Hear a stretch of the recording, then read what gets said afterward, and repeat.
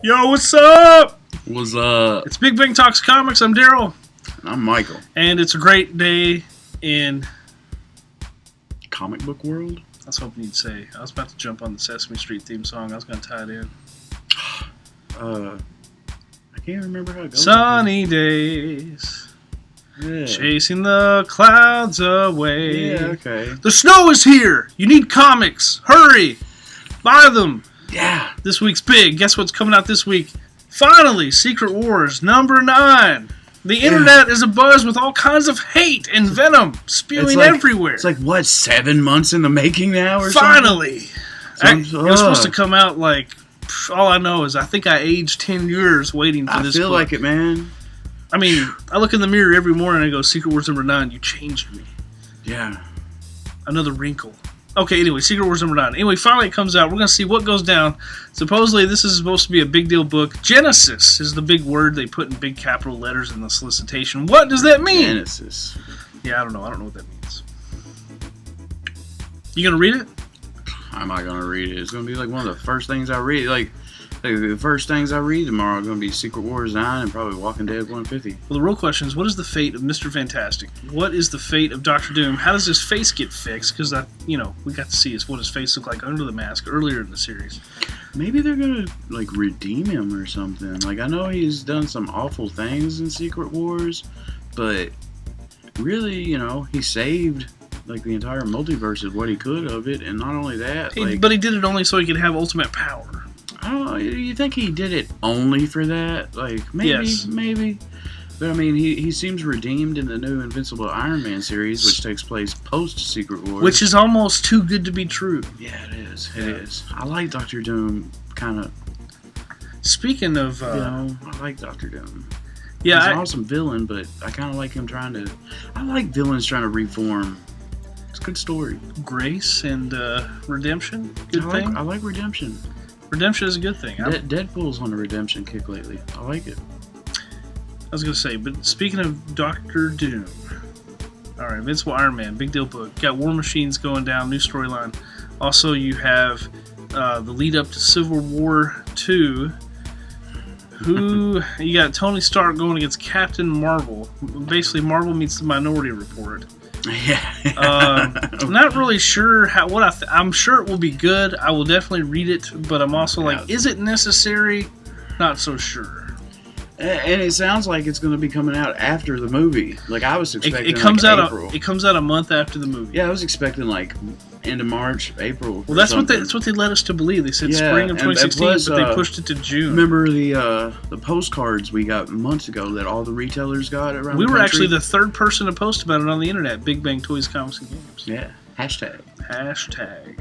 But we got it led us to believe it was going to be Sam Bang Wilson and Tony squaring off, and now that's not the case. It's Carol.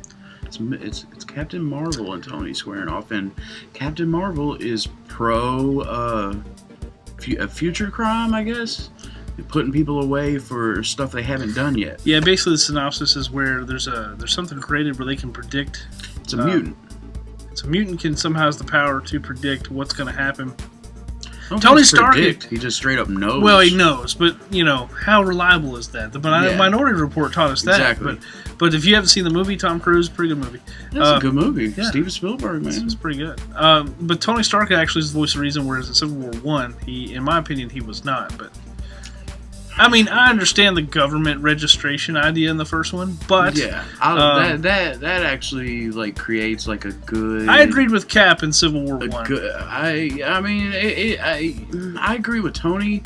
Especially here in the new movie, where he says that line in the trailer, if we're not accountable, we're no better than the bad guys. And I believe that. There's some truth to that. But it's how you go about it. And that's what makes Tony come off, especially in the Civil War storyline, as a total fascist. Well, that's kind of we could get, that's kind of like regulating anything, though. Yeah, all I know... We could get political real easily. All I know is if people with powers like superheroes have were running around in the real world, there's no way people like that could run around unchecked. You just couldn't let it happen. Yeah, it You couldn't. people Everyone would be getting killed left and right. Everyone would be a vigilante. But if Well, I don't think everybody noticed, would be a vigilante. Just like you think kids shooting up schools nowadays and shooting up churches and just all the stuff that happens around the it's country not just is bad. kids. Just wait until a little, mad 7-year-old, can crush people's heads with his mind or something. It's true. That's all I'm saying. But ultimately, wouldn't that would lead to how are we parenting those children? Well, the government can't fix everything. Well, I mean, a child's a child, and if a child has power like that, then they could just Like lash Professor out. X would say. That's what they brought up in Jessica Jones at one point. He's just a child, and he had this power, and he was just throwing a tantrum. It's just a child having a tantrum. Kids do that. Yeah. But if a kid has insane superpowers, bad things are going to happen when they're throwing a tantrum. Yeah, but that's where with great power comes great responsibility. Right. So, okay, yes, government regulation. Is it good? Is it bad? You say, that's the whole point of Civil War 1 and 2. And that's what made Civil War 1 interesting. Yeah. At least for the most part, is the moral dilemma of it. This, it's a bit of a moral dilemma, but not. I mean, it is, but it's like, I don't know how to. It's not as complicated in my eyes as Civil War 1. Well, I think here's where Marvel typically. I see what you're saying. It doesn't seem as complicated or as gray. Yeah, but, of course you can't arrest people for stuff that they haven't done yet, or right. You could just hold them until the time for them to have done this has passed, and then let them go, or something. Yeah, I feel like there's something else going on in another something that's similar to this idea. But either way, it doesn't matter. Civil War 2, I'm going to read it either way. I'm going to read it. I'm intrigued because Marvel hasn't let us down yet. Bendis has. You read Invincible Iron Man? I read Invincible Iron Man. I read Aliens. Bendis has let us down. I read Guardians of the Galaxy, and it's DC. The DC New 52 has let me down, but there's redemption for DC. Masochistic tendencies. I can't help it. Speaking of DC, real quickly, Commandi. Jack, was it Neil Adams talking about doing a new Commandi? Pretty excited about that. Yeah. I know you like Commandi or Commandi. Commandi. That sounds way cool. Some say Commandi because Commandi. It's like Ra's al Ghul, Ra's al Ghul. Not man, Ra's. Ra's sounds so cool. I like Ra's al Ghul. Yeah, Ra's sounds so much cooler. Ra's sounds like you're about to Ra's reminds me of Ra's al Frazier. I don't know who that is. It's the chick. Sounds like a boxer. It's the producer. Frazier's. Wait, no. Female. Don't worry about it. Roz. Anyway, if you saw Frasier, you know what I'm talking about. Anyway, anyway, Neil Adams doing a lot of variant covers. It's going to be really cool coming out, next month. But right now, this month, we've got a coloring book contest. Yeah. If you buy any DC variant in the month of January, you can win $20 in trade credit just by buying a variant here, coloring your artwork, submitting it on Facebook by January 31st before midnight. Like these, you can win $20 in store credit, but all you gotta do is buy one of these, color it, and submit it, and you can win $20. So, anyway, that's something to check out. Okay, so we've talked Secret Wars, we've talked Civil War 2. Let's talk a big indie book this week, Walking Dead number 150. It's a big deal book. Oh man, big deal is like an understatement because what is the word here? The in the solicitations? Betrayed. Yeah. Somebody's gonna betray Rick. It's gonna be Carl. And I don't know if it'll be Carl. I'm joking. My money's on Andrea. Ooh, I see. Like the tensions are at an all-time high within Alexandria, between Hilltop and the remnants of the Saviors. I haven't been following the book, but I'm intrigued. Oh man, I love the book. I mean, recently. I've got the trades, but I haven't followed the book recently. Well, I mean, I got all caught up a couple months ago over Thanksgiving weekend, and I love it. It's so good, especially compared to the show. Like, I love the show. The show's good, but man, the books are awesome. Like, I could not put them down when I was reading them. And Negan, I'm excited to see him on the show. Lucille.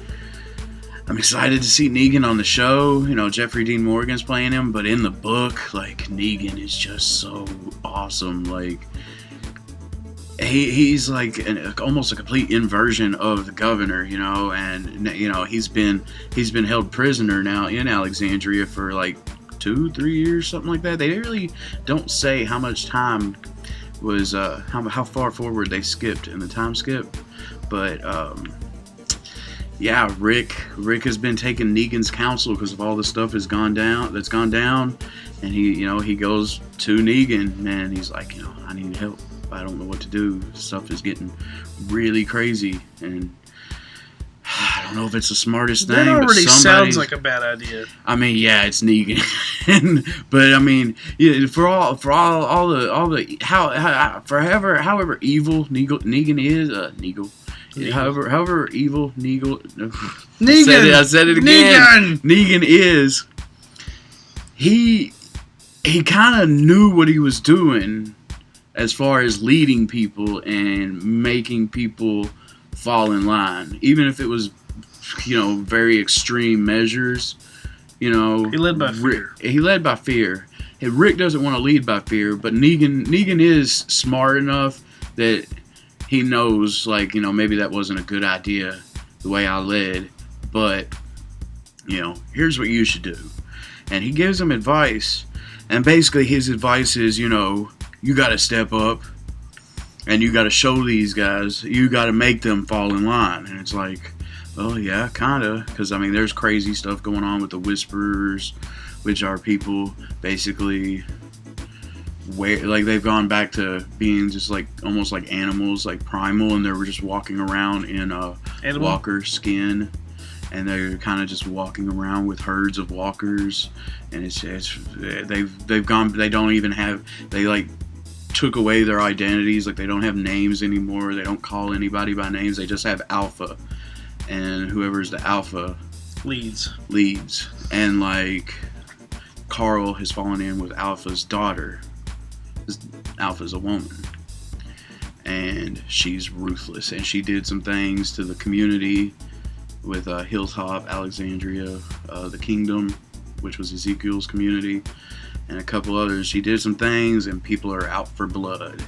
And Rick has seen the Whisperer's forces, and he don't know what to do because it's nothing they've ever faced before. Well, I was going to say, either this looks like a issue you don't want to miss. Am I right? If you like The Walking Dead, you need to be up here tomorrow, and you need to get 150. Or is it today? Is it today? Is it tomorrow? Wednesday? Whatever day it is. I'm not sure anymore. Is it nighttime? Is it daytime? I don't know. Get Walking Dead number 150. It's definitely a must-read this week. Must-read. Even if you don't even read it, it's probably a great one. Because right after this is a new arc.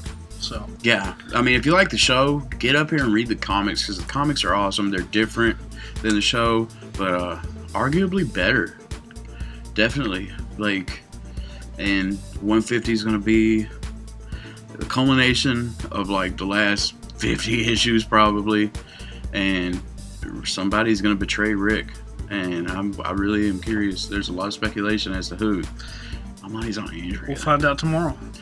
Today. Because in the books, Andrea's still alive, and she's Rick's. They're together. She's Rick's woman. Yeah. We'll see in Walking Dead 150. Read it, find out. Other books people should look into this week, Michael. Green Lantern's Edge of Oblivion, written by Tom Taylor. Tom Taylor's trying to bring the core back to Earth. It's supposed to pick up right after our universe. Army. Yeah. Man, it's Green Lantern. Of course, it's going in my fault. Yeah, it's written by Tom Taylor, who also writes Batman, Superman number 28. And Injustice. He does an arc. Yeah, he wrote Injustice, yeah. And anyway, it's a new arc on Batman, Superman number 28, which also comes out this week, which is in early days of Batman and Superman's crime-fighting careers. Definitely want to check out Edge of Oblivion. Agents of S.H.I.E.L.D. number 1 by Marvel. It's a relaunch, but the whole team is different, and it looks more like the TV show, but the superhero counterpart versions. Who is writing? Mark Guggenheim, who's one of the big producers on Arrow. I'm gonna have to pick it up. You've got Deathlock, Mockingbird, Quake. You've got a lot of the people you see in the show in the superhero team universe. Yes. Yeah, you sold me when you said Quake. Daisy. So Agents of S.H.I.E.L.D. number 1, check it out. From Boom Studios, we've got Mighty Morphin Power Rangers number 0. If you like Star Wars, you've got that whole Tommy is the Green Ranger. Is he going to the dark side? Is he going to the light kind of thing? I might pick this up. Yeah. I might pick this up. They're doing the movie, and Power Rangers are kind of getting a surge in popularity right now. I might pick this up. I'm probably going to. Green Ranger, yeah. Yeah, I was gonna say it's gonna be Green Ranger kind of year one style. But anyway, it's like will he go dark, will he go light? No one knows. But read it. It's a number 0 book. It's worth trying and reading. 2 $1 books coming out this week: True Believers Detective Deadpool #1 and True Believers Uncanny Deadpool #1. Both are reprints from Cable and Deadpool's series back a few years back, but they're $1 worth a shot. Read them. Yeah, Deadpool, man. Yeah, and Deadpool also is in other books like Uncanny Avengers #4 this week, so read that too. Deadpool's in all kinds of stuff. Spider-Man Deadpool was awesome. Yeah, it was awesome. I liked it a lot. Joe Kelly, man, he wrote the Deadpool series that I used to read back in the late 90s. So late 90s. Oh my gosh, it was like 20 years ago. God. Anyway. Yeah, man, Independence Day came out 20 years ago, man. You know, what was it, 50 years ago, Batman 66 debuted on TV. Really? Yeah, 50 years ago today, actually. Or is that tomorrow? It's actually today. Anyway, let's talk Independence real quickly. Birthright #13. I've hyped it up enough. If you haven't been reading it, you should be reading it. It's my pick of the week from the Independent rack. You definitely need to read that. Or Huck #3. Huck has been awesome. The end of #2 was really interesting. So, yeah, Huck is awesome. And it's only, was it 4-issue miniseries? I think 5. Might be 5. Usually Mark Miller's is 5, but anyway. 5. Huck, you ought to be reading it. What if, like, a Superman type guy? He eventually, is he going to Office? Huck? Mm-hmm. I don't think so. Just check out the cover. You'll know what I'm talking about. I haven't seen the cover. You'll see the cover. Anyway, Maybe Descender #9. Descender. Jeff Lemire. Man, Descender El Jefe. is fantastic. Descender is such a good... If you love high concept space, sci-fi space opera stories, it's great. We've talked about it. We've talked about it a lot. Injection #6. Now, this is Warren what I'm Ellis. excited for. It's been a couple months since issue #5. This is supposed to be the start of a new story arc. I'm really excited about Injection, just to see where it goes. And Injection is a really weird... It's a pretty dense story, but man, I'm just really excited to see where it goes from here. It's a new story arc, so you should check it out. Warren Ellis. Read Warren Ellis. Moon Knight Not Volume Warren, 1. not for the weak Ellis. You need to read Moon Knight Volume 1. Yeah, I need to read that. Slash and Burn #3. Slash and Burn is awesome. I think you're one of the people here that really dig this book. I mean, what can you not dig, man? You got a firefighter.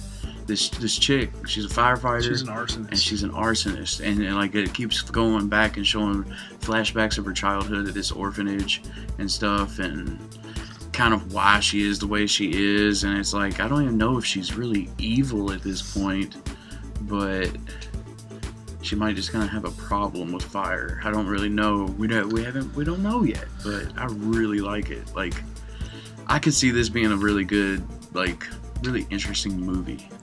Yeah, it sounds like Backdraft or something. Fire's a captivating thing. Oh yeah, I was a total pyro as a kid. Backdraft. I admit it. Don't hold that against him, America. No, I'm just saying. Was it Tom Hanks in Castaway? I have made fire. I'm always doing that whenever I get with some friends and we have like a fire going out in the backyard and just sitting around the fire. I'm just always like, what can we burn? What have I created? I'd say get the marshmallows. And then you're sitting there like, Wilson. Okay, Slash and Burn #3. Don't burn your houses down, people. No, it's just good. It's just a comic. It's just a I'm good just book, joking. man. No. Or are we? My pyro tendencies get relegated to campfires and stuff nowadays. But Okay, Slash and Burn #3 from Vertigo. Check it out. Also, Snowblind #2 comes out. Really excited. #1 was great. One really surprised me. Boom Studios. Yes, I am excited for Snowblind. It's only a 4-issue mini, but we talked about it a little bit last time. Basically this kid posts did you read it? Yeah. Yeah, he posts a picture of his drunk, passed out dad on social media, and it kind of... Word travels. Yeah, and it blew up, and he didn't know that him and his family are in witness protection. Right. This would be a cool movie. Stuff is going down. It would be. Yeah, definitely looking forward to number 2. I think it's going to be really good. It's only a 4-issue miniseries. It's not a heavy commitment. No. You should read it. 4 issues. It's only going to be like $12 altogether. Yeah. So, or I don't know. I'm eager to see what's going to happen. It's really cool. Yeah, the art. I really dug the art. Like, it's different, but I liked it a lot. Yeah, the art wasn't make or break. It reminds me of this book here, Swamp Thing. I haven't read it yet, but I'm excited to read it. It came out last week. It was okay. Well, it's got Kelly Jones, which I love. I loved his work back on Batman back in the 90s. The art, that's the art. Kind of felt like some old Batman stuff. Yeah, I was trying to put my finger on it, but well, I think if you read the New 52 Swamp Thing, it's kind of like they didn't take away the rot and all that, but they wanted. I think Len Wein wanted to get away from that and kind of do his own thing. Yeah, like they mentioned like the Parliament of Trees and stuff like that, but which was a cool story. It's kind of more like a horror kind of book, maybe a little. It could go either way. So far, it seems more like horror inspired, like I guess old Swamp Thing stuff would be. I haven't read much old Swamp Thing. Well, anyway, I don't know. Just want to talk Swamp Thing. Cheap excuse to talk a DC book that's not Batman. Right? Am I right, America? I mean, hey, Swamp Thing's awesome. Anyway, Swamp Thing, check it out. Also, for Marvel, we got a lot of books. Tons. We're probably just going to let you a couple of quick highlights. All New Wolverine number 3. You've got Doctor Strange teaming up with X-23, or what we now know to be the new Wolverine. I didn't know about that. That's awesome. I need to catch up on this book. Yeah, Doctor Strange is going to be in number 3. Real intrigued to see how that's going to play out. You've got All New, All Different Avengers number 3, which is written by Marvelous Mark Waid. I can't hype that enough. Yeah. But I'm excited. A fun book just to check out is Batman Meets Man from U.N.C.L.E. number 2. We still have number 1 on the shelf, but if you kind of dig the old 60s crossover stuff, like Green Hornet was a great series when it came out. You should check this out. See, I have all those issues, but I never read them. Oh, man. At the time, I was like, instead of Colonel Gum, he becomes General Gum. You remember the crossover in the old show? They had a villain called Colonel Gum. Well, he becomes General Gum. Anyway, long story, but yeah, it's cool. I just love the Alex Ross covers. The Alex Ross covers were amazing. In fact, we've got the hardcover and trade paperback right over there. So, it's right over there. It's right behind you. Just turn around. Go ahead. Turn around. Yeah, it's right there. Just grab it. So, lots of other books. Extraordinary X-Men number 5, which we were left on a big cliffhanger. Is that who that character was on the last page? Hopefully, we'll find out. Oh, that's him. Think so? It looks like him. No, that's him. I don't. If it's a clone, that's so stupid. But with Sinister, Mr. Sinister, you don't know what you he's don't doing. know. But I like. I like what they did because it's interesting. Nothing like that's ever happened before that I know of. Yeah, no, I'm real intrigued to see how it's going to play out. Yeah. You got also All New X-Men number 3. Number 4 is supposed to be a real big issue. Keep your eyes open on that one.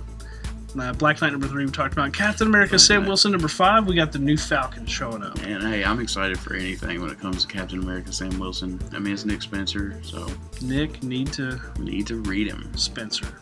Yes, sir. Check it out. So the new Falcon debuts. Definitely want to check that out. I forgot to mention your Citizen Jack number 3. Citizen Jack is awesome. I know you like that book. I really like that book. Talked about it a lot before, but number 2 really kicked things into gear for me. Like, he's kind of sold his soul to the devil. He really don't know what he's done. He just knows that he's kind of signed a contract, and he doesn't really know. Yeah, I mean, because you're introduced to the character of Jack, and he's kind of this bumbling drunk fool, and then they're like, "We can make you president," blah, blah, blah. And it's written by Sam Humphries. Okay, he's kind of down on his luck, and he's like, well, "All right, let's do it." And then you just gotta read it, because I mean, the dude signs his soul over to, we don't even know if it's the devil, if it's just a demon or what, just signs over his soul to become president. But it's not like he signs over his soul and then just some magic wand is waved and then he's gonna be president. No, like events start happening to make that take him on the road. And I mean, it's perfectly obvious that he's like a Donald Trump character in a lot of ways. If Donald Trump was a little worse, you know what I mean? But I mean, if you just look at the character, they're all actors, man. If you just look at the character, you're like, okay, I get it. Yeah, he's totally based on Trump. That's funny. He might be a little pudgier, and a little more. Is he a rich billionaire guy? No, he was like a hockey player. That's not Trump And at all. well, I mean, like the way he looks I got and you, some of the stupid stuff he'll say. You saying Trump says dumb stuff? I'm just joking. We don't have to get into that. I'm just saying, it's a great book.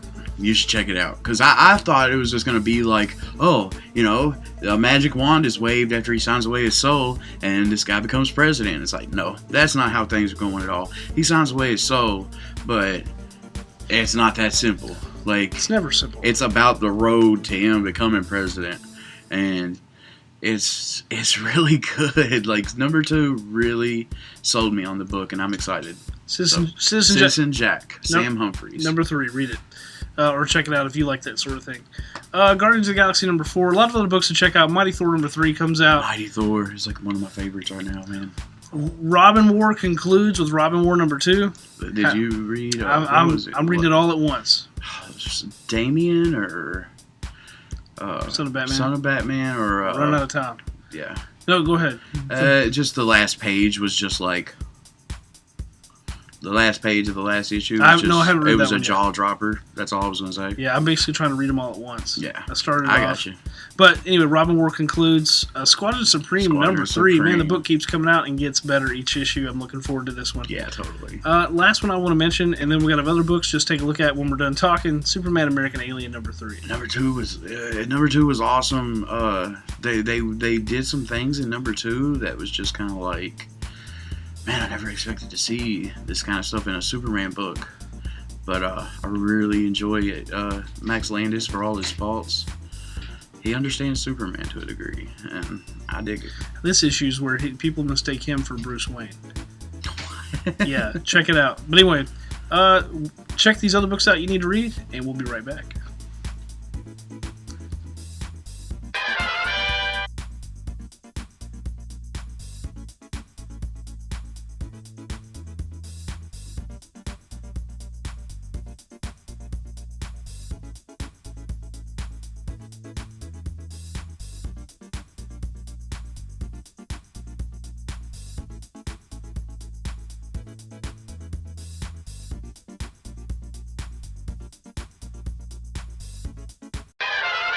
What's up, everybody? This is Daryl, and I've got one of my coworkers and friends here with me, Brian, who he also is a comic fan himself and does a lot of things around here. Yo, I'm Brian.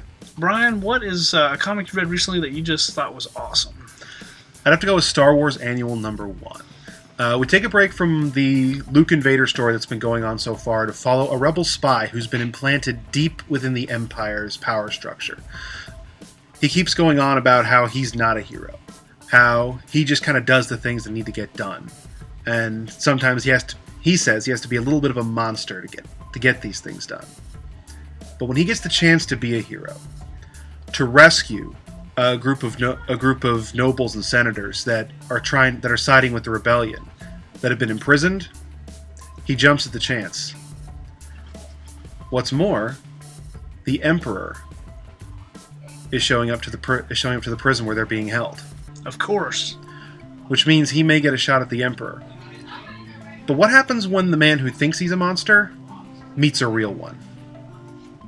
That's Star Wars Annual number 1. That sounds pretty cool, Brian. So, okay. So I heard some people saying it was kind of like a heist issue. So kind of like, because he's deep undercover, kind of Mission Impossible kind of thing. Yeah, there's definitely a lot of like super spy daring do. A lot of grappling and swinging from roofs, busting in windows. A lot of pithy one-liners whenever he comes to the rescue. I'm not going to spoil the best line in the book because it comes at the end whenever he comes face to face with the Emperor. But if you like spy thrillers, it's just more proof that you can really tell any story in the Star Wars universe and make it awesome. That's cool, because actually Vader Down's been really cool. The whole Star Wars line for Marvel's been really good. Now, let me ask you this, Brian. You've seen The Force Awakens. Oh, yes, I have. Yay, nay, big fan, not a big fan? 2 thumbs way up, honestly. I was going to say, if you don't like the movie, I think there's something wrong with you. But well, there's a lot of people that probably have things wrong with them because they based on the internet. But okay, Force Awakens, who's your favorite character? That's a tough one. I'd probably have to say You know, obviously Rey's awesome. Obviously, Poe and Finn are awesome. I'm gonna take the safe bet and say BB-8. Okay, BB-8. All right, got it. Okay, so would you like to see more comics from Marvel coming out of the Force Awakens universe? If Marvel would even be daring enough to do it, I'm not sure they would, because they're very protective of the films. I think we'd have to wait for a couple more movies to come out, just to give them a little breathing room to where they're not, butting into things the movies are going to cover. Right. I would like to see. I know there's been rumblings of a Han Solo movie and a Boba Fett movie, so maybe there's some room there. That's cool. All right, Brian. So, Brian also runs our Star Wars Edge of the Empire and Dungeons & Dragons RPG events here. Can you tell people a little bit about that? Yes. Every Wednesday night at 6, we got Dungeons & Dragons. You know what it is. It's fantasy. It's fantasy adventures. Be a fighter, paladin, rogue. Explore the mystical and enchanted lands, and uncover secrets, ancient monsters, and of course piles and piles of loot. As for Star Wars, we've got Force and Destiny actually running right now, 6 o'clock every Saturday night. Force and Destiny, you take on the role of fugitive Force users, attempting to stay one step ahead of the Empire and to better understand the mysterious powers that you've been gifted with. You'll be heading into ancient Jedi temples, far-flung worlds at the edge of the Star Wars galaxy, and you may even run into a few dark presences that will test your courage and your skill. Man, you makes it sound so epic. But anyway, Brian, you help run those events, and those are every Wednesday and Saturday. Yes, sir. Yes, they are. I hope to see you around the gaming table. That's awesome. Brian, thanks for sharing with us. And you need to read Star Wars Annual #1. Do it! We got him. We do. It's the Mighty Morphin Power Rangers, Teenage Defenders of Earth. The Power Rangers are driven by the power of the ancient dinosaurs. Lately, evil space aliens have become a real safety hazard. Earth's only hope, the Power Rangers. Oh, yeah? No one can stop us. Just let them try. Okay. Mighty Morphin Power Rangers, too hot to handle. So, that's Big Bang Talks Comics, and sometimes more. This week, I'm Daryl.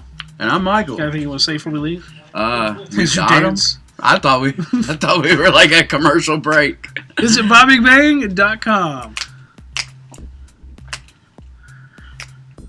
What are we even doing? Let's go back to work.